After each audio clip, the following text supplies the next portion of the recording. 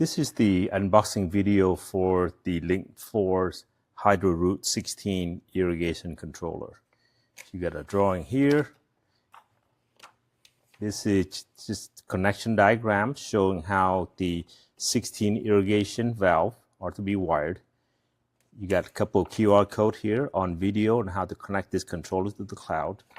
This is a controller back here, and I'll go over that in a bit.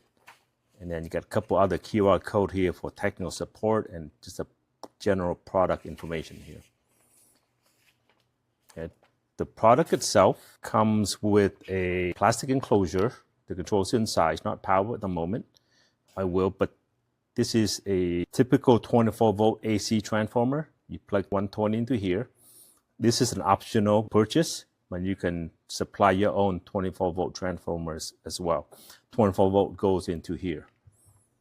There's also an optional temperature and humidity sensor. This one goes into here, and I will show you the wiring in a bit.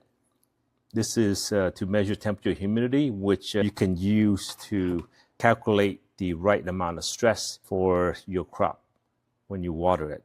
And you got Ethernet port here on the bottom there. And I can bring in, this is an Ethernet cable. This would go from your router. You would plug it into here. So you here, click there. And I will go ahead and plug this in. All right, 24 volt here. This transformer both power the controller, but also the valve. Well, this is 60 VA, but if you need more or less, you can buy the right transformer for your needs. The controller has a plastic door. It has a window here where you take this and you can access inside. There's 4 screws here. You want to take the top off for insulation, you could remove the 4 screws. I'll go ahead and take the cover off here. The product also comes with some mounting screws here, but you can supply your own wood screw as well, or bolt. But it goes into these 4 holes, there, here, and here. There's also come with a little rubber gasket for you to make sure that there's no water entry at these points. But in general, I would not recommend mount this in a wet location. Try to mount in a dry location, even though there are rubber gasket here which press against that to provide a moisture barrier for the controller. You got here, you got a controller itself, and then you got places for you to land your irrigation wire to it. The 24 volts already pre-wired from here to here, but if you want to wire in directly, you could take this wire out, but make sure the 24 volt AC lands here. Do not land them here. This is for the return wire from the irrigation valve. You 24 volt AC here, these black and white 2 wires here, comes out here, going to here. Ethernet, the temperature humidity sensor, optional. That one get wired through and plugs into here. And let's see what else. You got a couple lights blinking. This is just a power light that's on, indicating there's power on this board. There's a light that's blinking here. That means there's communication between these 2 boards. That means it's working. When a valve comes on, I'll go ahead and I will program a valve.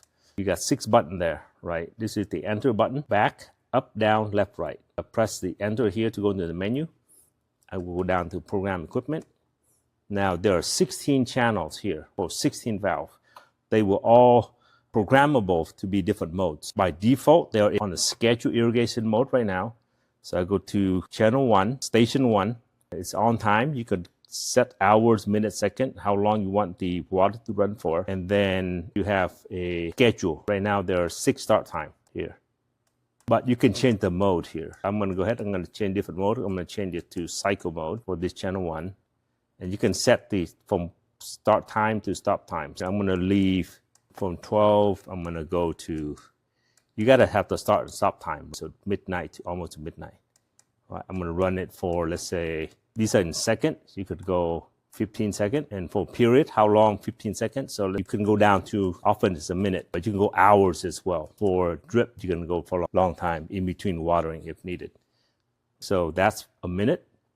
I'm going to channel 2. I'm going to do the same thing. I'm going to change it to cycle. Similarly, stop time to 11 minutes.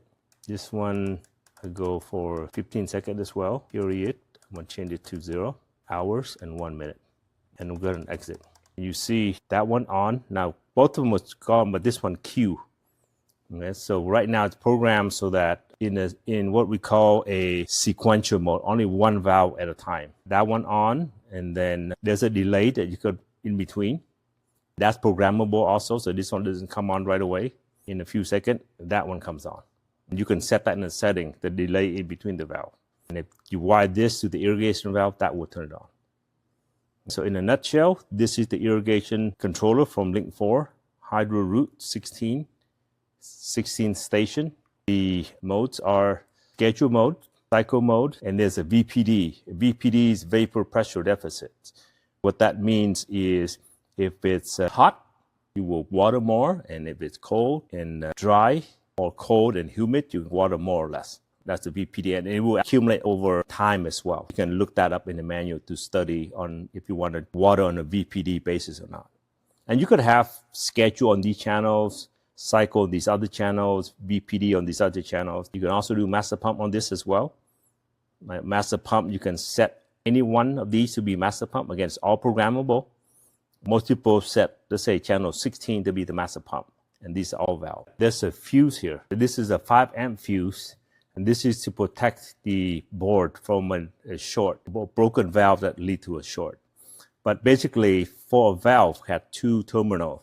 So the hot side, you wire to this, and the bottom of the valve, the return wire, you daisy chain them, and you bring them back to here to the COM. There's 2 places to land the wire here, and the COM goes back to the fuse back here, and then back to the transformer.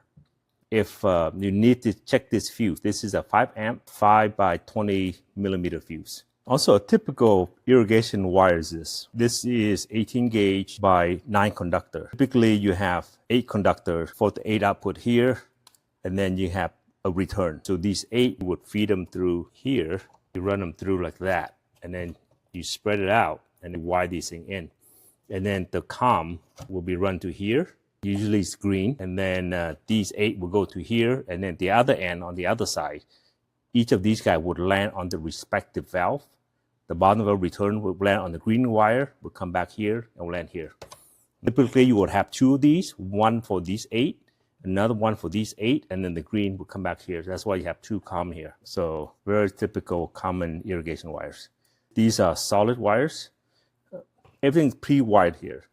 One thing that I must say for the temperature humidity sensor, we don't recommend you to extend these wires out. These are very sensitive to noise and interference.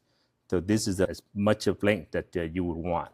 Right? If you need a longer sensor, then contact Link4. We have other solution for you for the temperature humidity sensor.